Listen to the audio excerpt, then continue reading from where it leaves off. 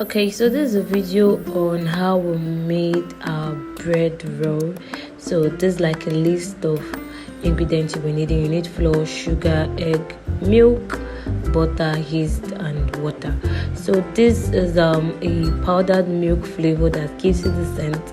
So in this bread roll, you can add anything you want. You can add your raisin, you can add your you can add your coconut flakes, and that's the hook I'll be using to mix, and that's my mixer.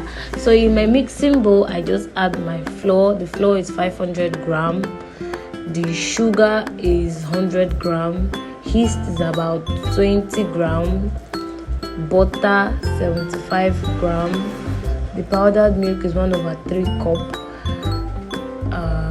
the salt is 1 tsp. So I'll be adding in my flavor. I added 2 tsp of my flavor. Then I added my egg, 1 egg, then my butter, and lastly I added my water, and I added to my mixer, and I just mix. So some people will be saying, what if I don't have a cake mixer? Yes, you can use your hand to work with this, but me, I don't like stress in this life that I came in, so most times I just work with my mixer. But if you don't have mixer or your mixer is bad, you can actually work it with your hand. At least you need for about 30 to 35 minutes till it's stretchy. So this is it's very easy, very simple. This is the bread roll recipe. You can also use it to bake in your normal loaf. You can bake in your normal loaf pan, or you can just cut in smaller portion, just like the way we do in this video, and bake in your circular pan or a rectangular pan. So I mixed this for about, using the mixer, I mixed this for about 20 to 25 minutes. So to check if it was stretchy, I would show you how you confirm if it's stretchy. So when the dough is stretchy and it's not like breaking out, you know it's ready. So at this point, I could feel it with my hands that it was ready. So you see, it's not tearing out. So I knew it was ready. I was just trying to show you a few more. Then we're placing the dough on our work table, and ensure the work table is clean, and you added a little bit of butter so that it won't stick. So we'll just use our hand to like knead a bit, just folding. Then we'll leave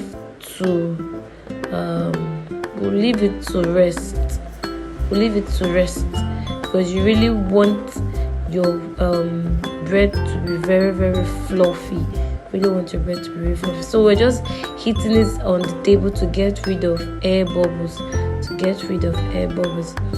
So I will get another clean bowl, apply a little bit of butter, place it in, and leave it to rest for about 10 minutes.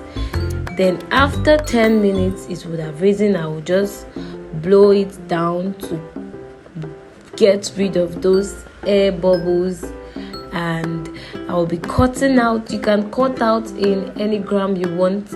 The least gram you should cut out is 50 gram. So any gram you want to cut out for your bread roll is fine, or at least let it be up to 50 gram. So measurement is a must. You must measure out. So that everything will be even. You don't want one to be bigger than the other. So I worked with 100 gram, but 100 gram is quite very big. I won't advise that. If you can do that if you are doing it for your family, but if you're running a commercial business, I will advise you go for 80 instead, so you can get more cutouts. So I did 100. You can do 80, but like I said, the least you can cut out is 50. So that's it. I just rolled, just like having a circular. I wanted it to be in circle. because it's bread roll, you understand? So I just roll out, and that's it. For those that knows how to make donuts, this is more like a plus to you, because you know this process. It's just that we won't be using flour to close the under. We just want to get that ball shape, and that's it. You add in your pan. Ensure your pan is buttered only. Don't add flour to it, just butter the pan only. So we'll be repeating the same process for everything. We'll be repeating the same process for everything till it has gone round the pan. So you can be very creative. You can use a square pan to bake your bread roll. You can use a rectangular pan. You can use even a loaf pan. The normal loaf, you just cut out like a bigger portion. Let's say you cut out like 200, you place it there and you leave it to rise, and you've gotten your normal bread. Why waste money buying bread when you can just make this at your comfort zone from your house, freshly made, without no preservative? And yes, the bread can stay. I think the last one I baked, it stayed up to 4 days. But if you are the type that would want preservative, you can get bread preservative from the market. It's being sold anywhere in the market. So we just repeat the same process, and I was just lining it out in my pan, ensure that it goes round and round. So there are some people be like, sardine bread, all of that. Those things are just names. If I want to add sardine to this now, I will just look for sardine and put it inside, and that's all. So I added fruit to some of the bread. I added dry fruit to some of it. Yeah, some people they'll be like, fruit bread, fruit this. It's very simple.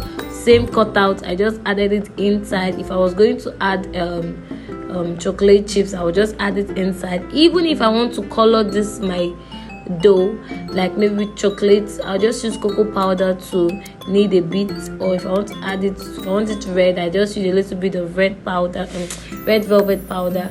So you just have to be very creative. You have to be very creative. Think outside the box. You can do anything.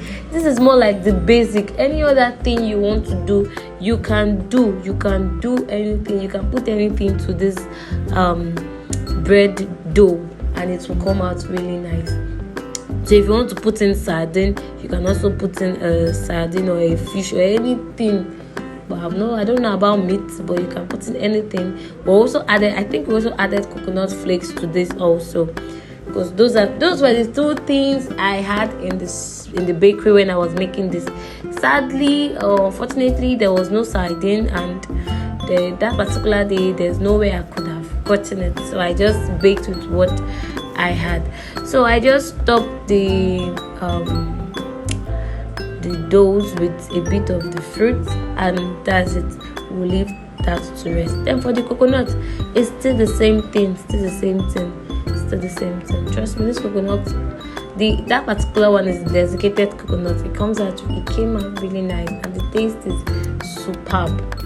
And yes, you can flavor your cake. So this was the bread after it's risen for about 35 minutes, and we baked for 30 minutes also. So I went in with additional butter to get this very soft, fluffy top. Look at it, looking so nice. So the longer your bread stays in the oven, it gets really brown. For those that love brown bread, the quicker you remove it from the oven, it doesn't get too brown. How will I put the English? We have the brown and the white bread. The brown bread tends to take longer time in the oven, and the white bread comes out quicker than the brown bread. So this is a brown bread for those brown bread lover. Then the next that came in was the white bread. Those people that love white bread, look at your people. It's the same recipe, the same measurement, everything, but I brought this out real quick. It didn't stay up to 30 minutes. It was like 20 minutes, and the heat was very, very low, and you see it came out really nice and fluffy. So do try this out, give us your review, and don't be limited. Think outside the box.